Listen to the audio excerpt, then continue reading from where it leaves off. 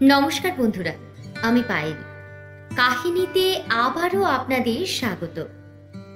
আজ আবার একটা ভিন্ন স্বাদের গল্প নিয়ে চলে এসেছি কাহিনীর মঞ্চে। কাহিনীর আজকের নিবেদন বিখ্যাত লেখক শ্রী বরেন গঙ্গোপাধ্যায়ের লেখা একটি অসাধারণ রোমাঞ্চকর গল্প, রহস্যময়ী। গল্প কেমন লাগলো কমেন্ট সেকশনে লিখে জানান প্লিজ। ভালো লাগলে প্লিজ লাইক ও শেয়ার করুন, আর কাহিনীকে সাবস্ক্রাইব করতে ভুলবেন না কিন্তু। তাহলে শুরু করছি আজকের গল্প।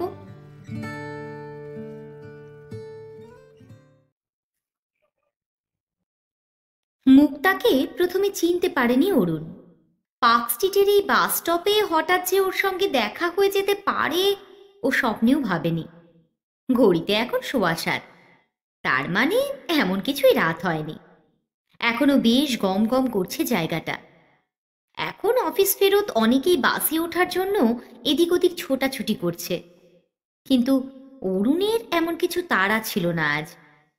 অফিস থেকে বেরিয়ে বন্ধুর সঙ্গে গল্প করতে করতে ও পার্ক স্ট্রিট অবধি চলে এসেছিল। রেলিংয়ে হেলান দিয়ে দাঁড়িয়ে সুবিধাজনক একটা বাসের জন্যই অপেক্ষা করছিল। আর ঠিক এই সময়ই হাত 10 দূরে মুক্তাকে দেখে ও চমকে উঠল। হা করে দাঁড়িয়ে দাঁড়িয়ে 2-1 মিনিট ও দেখল মুক্তাকে। একটু যেন ভারী হয়েছে ও। কাঁধে দায়িত্ব চাপলে এমনটি হয়, একটু যেন ধীর স্থিরও। অথচ ওরা একসঙ্গে যখন কলেজে পড়তো তখনকার কথা ভাবতেও কেমন অবাক লাগে। সেই সময় তো অনেক ছেলেকেই হার মানাতে পারত মুক্তা। বাজি ধরে হেন কাজ নিয়ে যাও করতে পারতো না। মনে আছে একবার ও গাছে উঠে নারকেল পেড়ে এনে সবাইকে তাক লাগিয়ে দিয়েছিল। গাছে ওঠা সেই ঘটনা ঘটেছিল কোলাঘাটে। কলেজের সবাই মিলে পিকনিক করতে গিয়েছিল কোলাঘাটে। 7-8টি মেয়ে আর 30-35টা ছেলে।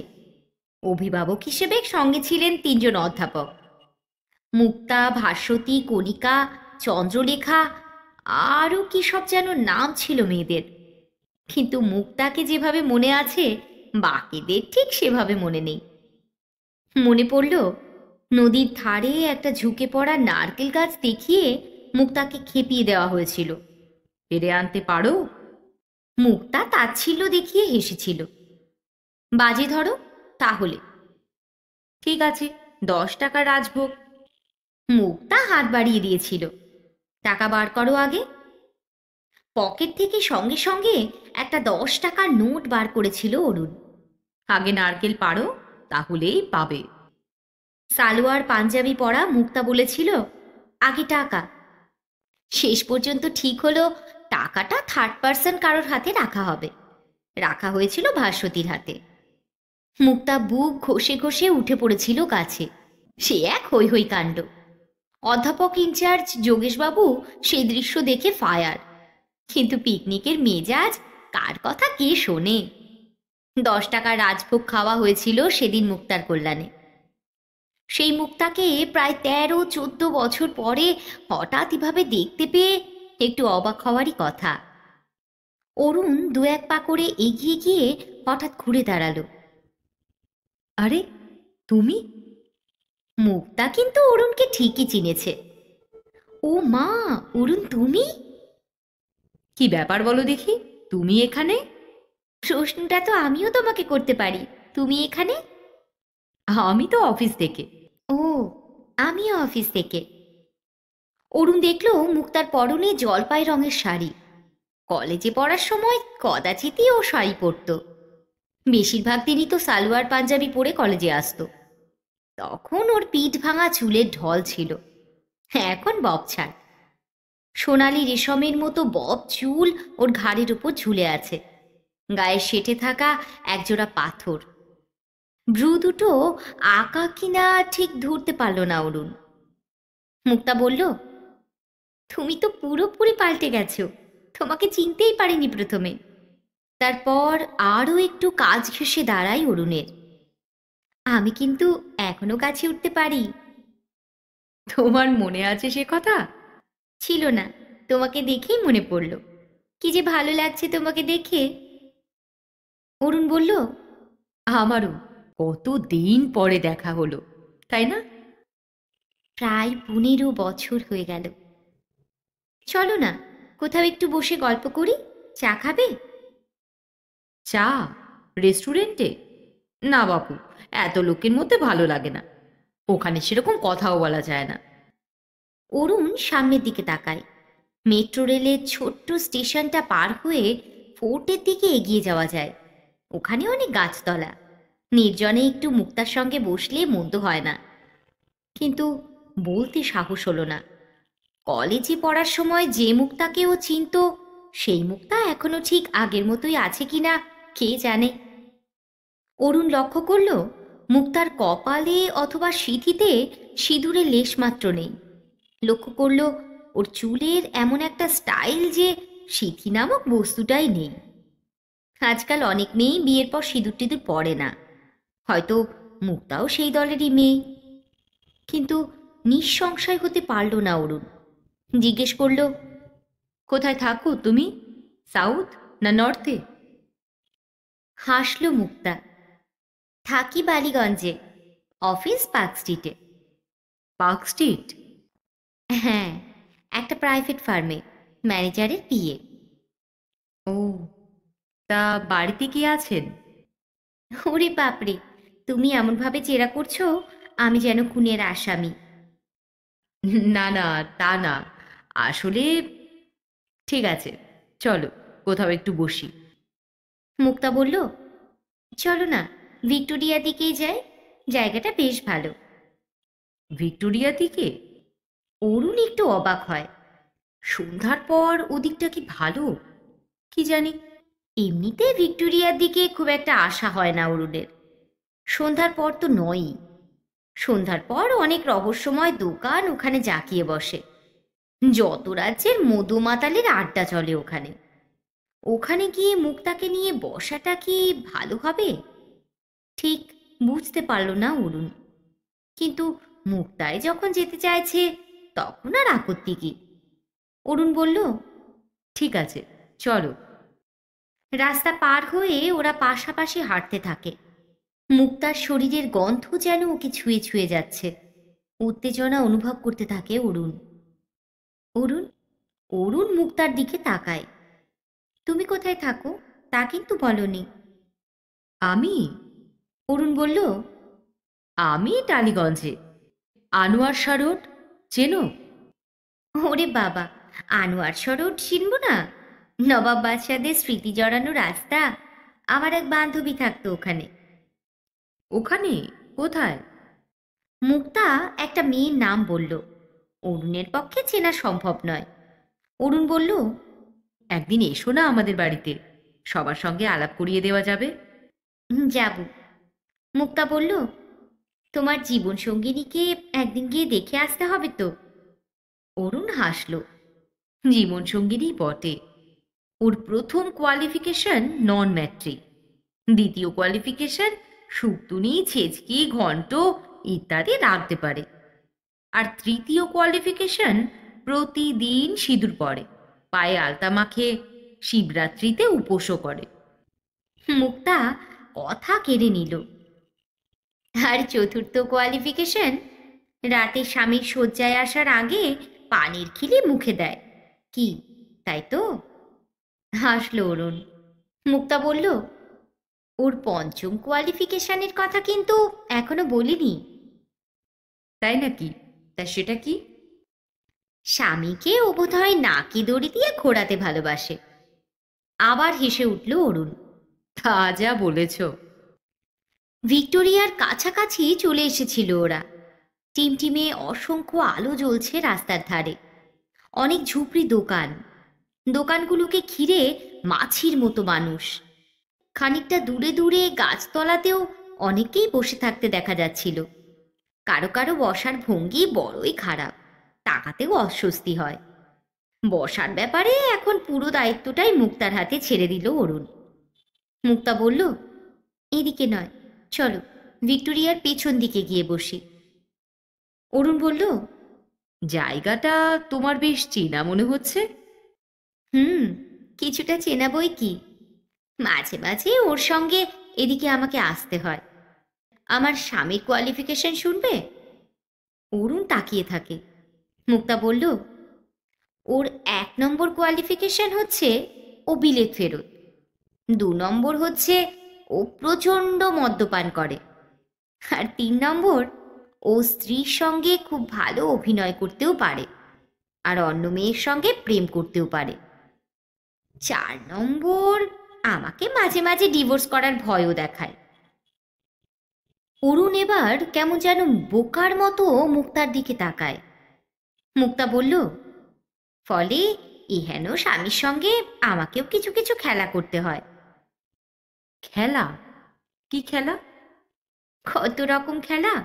এই ধরো না, কখনো সখনো ওকে নিয়ে গঙ্গার পাড়ে, কি ভিক্টোরিয়ার এই নির্জনে, কি অন্য কোথাও যেতেও হয়। স্বামীকে নিয়ে এখানে এসে বসার মধ্যে কি চার মাছে বুঝতে পারল না অরুণ। ওকে যদি বলা হয় ওর স্ত্রীকে নিয়ে এখানে এসে বসতে হবে, তাহলে কি ও রাজি হবে?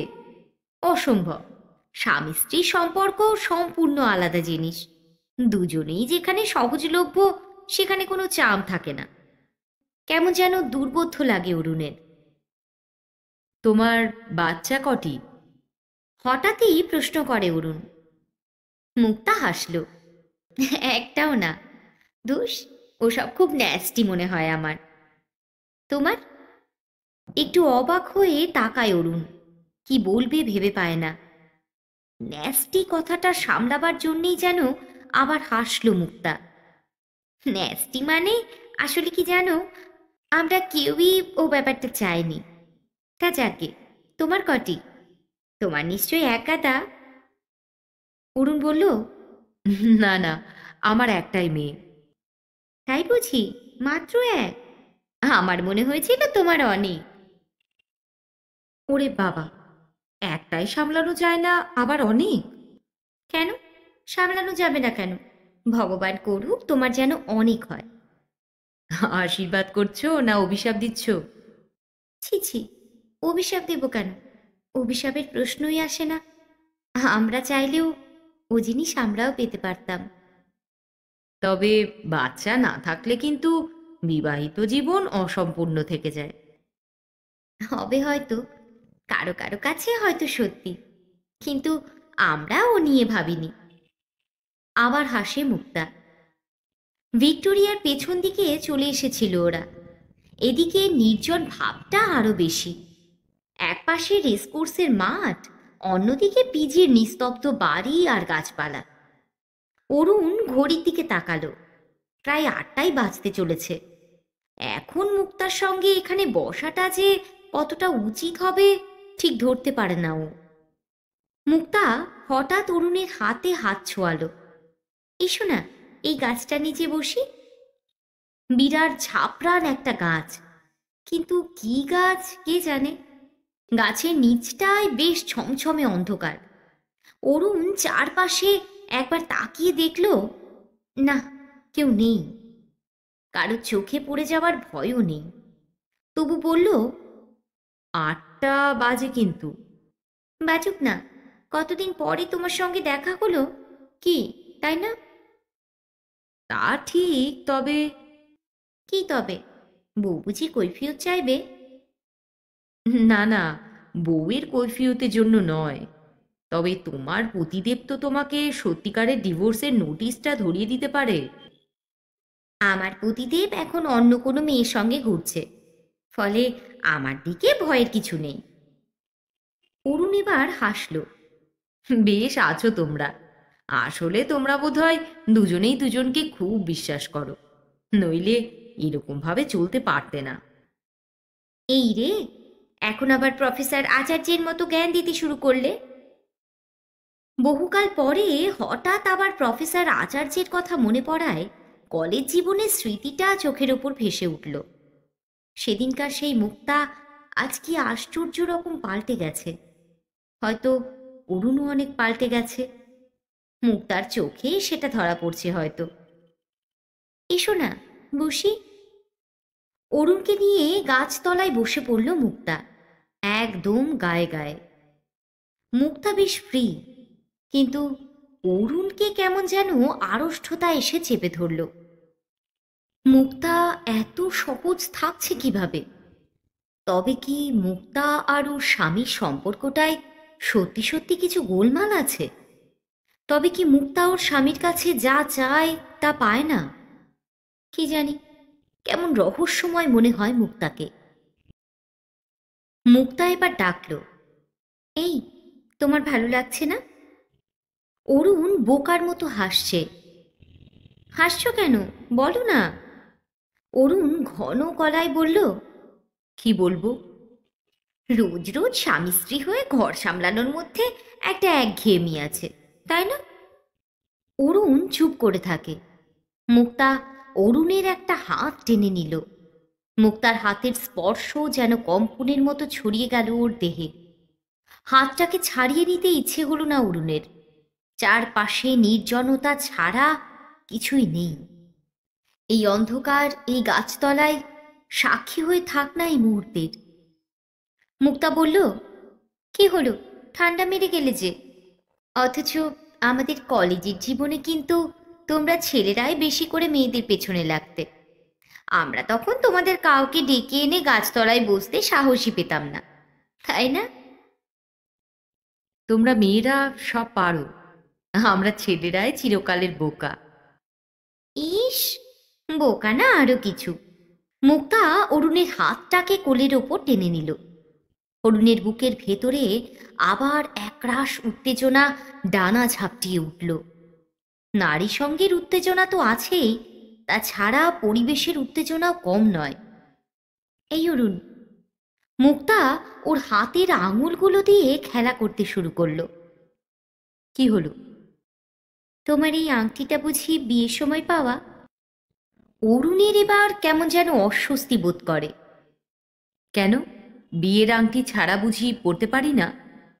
মুক্তা ওর আঙুল থেকে আংটিটা ধীরে ধীরে খুলে ফেলল। ফলস না তো? অরুণ না হেসে পারল না। সামান্য আংটি, তার জেনুইন আর ফলস? পকেটে দেশলাই আছে। কেন, কি হবে? আমি বিড়ি সিগারেট সেরকম খাই না। মুক্তা বলল, না না, ডিজাইনটা দেখতাম একটু। আংটিটা হঠাৎ নিজের আঙুলেই পড়ে ফেলল মুক্তা। অরুণ বলল, আসলে ওসব পড়তে হয় বলেই পড়া, অনেকদিন ধরে আঙুলে রয়ে গেছে। মুক্তা বলল, আংটিটা তোমার কাছে পুরনো হয়ে গেছে, তাই না? কিন্তু আমার আঙুলে কি সুন্দর মানিয়েছে, দেখো, দেখো না, এই দেখো। অরুণ কেমন অস্বস্তি বোধ করতে থাকে। কি ছেলে মানুষই শুরু করলো মুক্তা। আংটিটা ওর আঙুল থেকে খুলে নিয়ে আবার যে নিজের আঙুলে পড়বে, তার পথ যেন বন্ধ করে দিতে চাইছে মুক্তা। হাতে আংটি না থাকলে সঙ্গে সঙ্গেই বাড়িতে গিয়ে কৈফিয়ত দিতে হবে। অরুণ বলতে পারবে না ওর হাত থেকে আংটিটা ওর বান্ধবী খুলে নিয়েছে। বললেও কেউ বিশ্বাস করতেও চাইবে না। কটা বাজে দেখো তো? মুক্তা প্রায় আবদারি ভঙ্গিতেই জিজ্ঞাসা করে অরুণকে। অরুণ বলল, আহ, কি হচ্ছে? তারপর ঘড়ির দিকে তাকিয়ে বলল, রাত 9টা। এবার তো উঠতে হবে, আংটিটা দাও। কেন, ভয় হচ্ছে? আমি নিয়ে নেব। না না, ভয় কেন? ভয় নয়, তবে বাড়ি ফিরতে হবে না? ফিরবো তো বটেই। মুক্তা হাসে। সারা রাত যে এই গাছতলায় তোমাকে বসিয়ে রাখতে পারবো না, তা আমি বেশ জানি। ঠিক আছে, আর যখন বসতেই চাইছো না, তাহলে ঘড়িটা খোলো। ঘড়ি? কেন? কেন কি, ঘড়িটাও আমি পরবো যে। দেখছো না আমার হাতে ঘড়ি নেই? যা, কি যে ছেলে মানুষই শুরু করলে। ওঠো ওঠো, কাল না হয় আবার দেখা হবে। একটু গা ছাড়া দিয়েই উঠে পড়ার চেষ্টা করে অরুণ। মুক্তা এক হ্যাঁচকায় বসিয়ে দিল অরুণকে। তোমার বউ বুঝি খুব সুন্দরী? অরুণ থমথমে মুখে মুক্তাকে দেখবার চেষ্টা করে। ও কি তাহলে কোনো ফাঁদে পা দিয়ে বসেছে? কিন্তু কথাটা ভাবতেও যেন বোকা বোকা লাগে ওর। এই, বলো না, তোমার বউ বুঝি আমার চেয়েও সুন্দরী? অরুণের বিরক্তি এবার চরমে ওঠে। তুমি নিজেকে খুব সুন্দরী ভাবো? না না, তা ভাববো কেন? আমি সুন্দরী হলে কি এত সারতে হতো তোমাকে? অরুণ কথা হারিয়ে ফেলে। যেভাবেই হোক এখনই ওর সরে পড়া উচিত। বলল, উঠবে না, এরপর কিন্তু পুলিশ ধরবে। ঘড়িটা দাও। অরুণ এবার প্রতিরোধ তৈরি করার জন্যে একটু যেন রুখে উঠল। তুমি কি ছিনতাই পার্টির মেম্বার নাকি? রিয়েলি মুক্তা, আমি কিন্তু বিশ্বাসই করতে পারছি না। কেন মিছে দেরি করছো বলো তো? কখন আমরা উঠে যেতে পারতাম? তোমার বউ নিঘাত তোমার জন্য চিন্তা করতে শুরু করেছে এবার।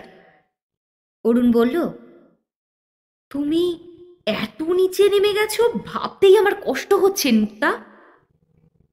ঘড়ি ছাড়া সঙ্গে যা টাকা কড়ি আছে তাড়াতাড়ি বার করো। যত দেরি করবে তোমারই দেরি হবে। তাছাড়া মিছিমিছি হইচই বাঁধিয়েও কোনো লাভ হবে না। একটা মজার জিনিস লক্ষ্য করেছে অরুণ? অরুণ ভয়ে ভয়ে তাকায়। কি? ওপাশে ওই গাছটার নিচে দুজন দাঁড়িয়ে আছে, দেখছো? ওই যে গো, দাঁড়িয়ে দাঁড়িয়ে সিগারেট ফুঁকছে। আমি একটু ইশারা করলেই ওরা ছুটে আসবে। মানে? তুমি না সেই কলেজ জীবনের মতো বোকায় রয়ে গেছো। যাকে আর একদিন এসো, তোমাকে চালাক করে দেব। আমি কিন্তু চেঁচাবো মুক্তা। তাই নাকি? সে তো আমিও চেঁচাতে পারি। চেঁচিয়ে বলবো, তুমি আমাকে ফুসলিয়ে এখানে নিয়ে এসেছো, এ নিয়ে আমাকে নষ্ট করতে চাইছো। অরুণের চোখ মুখ কেমন শুকিয়ে এলো। কি ডেঞ্জারাস মেয়ের পাল্লায় পড়া গেছে আজ। এখন পালাতে পারলেই যেন বাঁচে। মুক্তা বলল, তোমার কথা লোকে বিশ্বাস করবে না কিন্তু। সবাই কিন্তু আমার পক্ষই নেবে। আর তাছাড়া ওরা তো আমাকে তুলে নিয়ে গিয়ে। অরুণ হাত জোড় করল। আমাকে ছেড়ে দাও মুক্তা, প্লিজ। আমি ছাপোষা মানুষ। মুক্তা বলল, ছাপোষা কে নয় বলো? আমিও। আর সেই জন্যই তো আংটি, টাকা পয়সা, ঘড়ি আমি চেয়ে নিচ্ছি। গায়ে জোর খাটিয়ে নিতে চাইছি না। তুমি দিলে হাত পেতে নেব। বেশ তো, আর একদিন না হয় যা পারি দিয়ে যাব। কিন্তু ঘড়িটা হাতছাড়া করলে আমি খুব অসুবিধায় পড়ে যাব মুক্তা। বিশ্বাস করো, আমার এমন অবস্থা নয় যে আর একটা ঘড়ি আমি কিনে নিতে পারি। মুক্তাকে কেমন হিংস্র মনে হতে থাকে অরুণের। বিষধর সাপের সঙ্গে মেয়েদের যে তুলনা করা হয় সেটা যেন মিছিমিছি নয়। টাকাটা বার করো অরুণ, তুমি কিন্তু দেরি করছো। অরুণ আবার উঠে দাঁড়াবার চেষ্টা করল। ও কি, দেবে না তো? তার মানে নিজের বিপদ নিজেই ডেকে আনছো, তাই তো? ঠিক আছে, কথা যখন শুনবেই না তখন আমাকে চেঁচাতেই হচ্ছে। অরুণ বিশ্বাসই করতে পারে না মুক্তা সত্যি সত্যি কিম্ভূত একটা শব্দ করে চেঁচিয়ে উঠবে। সামান্য একটু চেঁচিয়ে উঠেই মুক্তা আবার থেমে গেল। অরুণ আবার ফ্যাসফেসে হয়ে গেল। পাশের দিকে চোখ পড়তেই দেখল এক লাফে সেই ছোকরা দুটো ছুটে এসেছে। এই যে মশাই, কি হচ্ছে এখানে? মুক্তাই বলল, কিছু না, আমাদের স্বামী স্ত্রীর ব্যাপার। আরে বাপ, স্বামী স্ত্রীর ব্যাপার রে? ছোকরা দুটো কি একটা খারাপ মন্তব্য করে আবার সরে গেল। মুক্তা অরুণের চোখের দিকে তাকালো। কি বুঝলে? তোমার কিন্তু কৃতজ্ঞ থাকা উচিত। কেমন তোমায় বাঁচিয়ে দিলাম বলো? এবার লক্ষ্মী সোনার মতো ঘড়িটা দাও দেখি। অরুণ চারপাশে একবার তাকালো, তারপর হাত থেকে ঘড়িটা খুলে দিল। টাকা পয়সা বার করো এবার, বারবার বলতে ভালো লাগছে না। আমি বাড়ি ফিরবো না? আচ্ছা বেশ, বাস ভাড়াটা রেখেই না হয় দাও। অরুণ পকেট হাতড়ে কয়েকটা টাকা পেল। আর নেই। মুক্তা টাকা আর ঘড়ি ওর শান্তিনিকেতনী ব্যাগে পুরে ফেলল। অরুণ, প্লিজ রাগ করো না। অরুণ থমথমে মুখে উঠে দাঁড়ালো। মুক্তার দিকে তাকাতেও ঘেন্না হচ্ছে তার। কিন্তু এখন ওর পালিয়ে বাঁচা ছাড়া আর কোনো পথ নেই। ক্ষণ করে বড় রাস্তার দিকে হাঁটা দিল অরুণ। আকাশটা কেমন গুমুট হয়ে আছে, এত গাছ এদিকটায়, কিন্তু সব যেন কেমন স্তব্ধ। ঘৃণায় অপমানে কানের পাশটায় ঝাঝা করছিল অরুণের। ছুটতে ছুটতে বড় রাস্তার কাছে এসে একটু দাঁড়ালো। ভাবাই যায় না মুক্তা এত নীচ হতে পারে।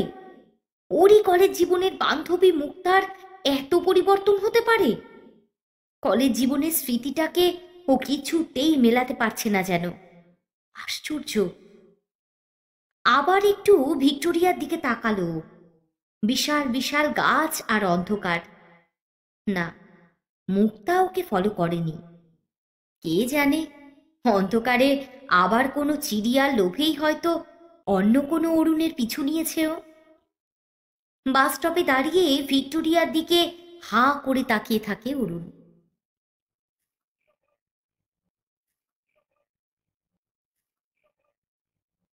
বন্ধুরা, আজকের মতো গল্প পাঠ এখানেই শেষ করছি।